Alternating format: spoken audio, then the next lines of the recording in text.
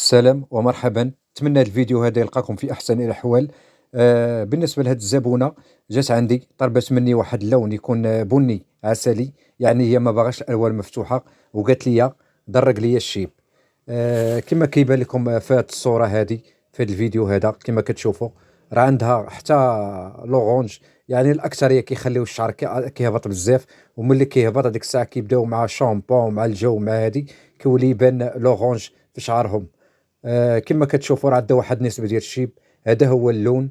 كيبان لكم لا بريونس، لون عسلي. راه كلشي كيبان لكم نتوما، يعني واحد اللون اللي قوي.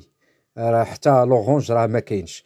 بالنسبة لهذا اللون هذا، الميلونج اللي استعملت هو كالتالي.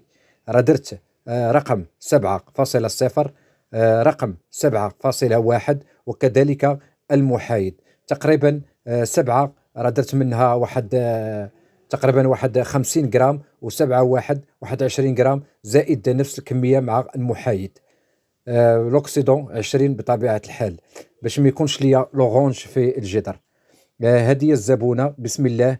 بديت على بركة الله. كما كتشوفوا راه كنخدم لي غاسين هما الاولين، هذيك المنطقة السوداء اللي كتبان لكم راه هي اللي كنخدم فيها الاول، ودرتها للشعر كامل.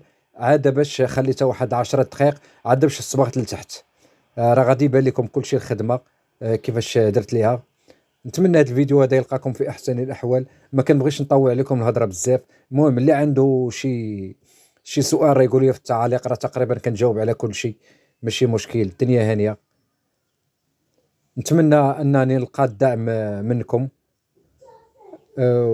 والفيديو اللي كان، راه اي فيديو طلبته مني كليانا راه كنديرو. يعني دائما حنا كنمشيو على حسب رغبه الزبونه اللي قالتها لك، راه كديرها.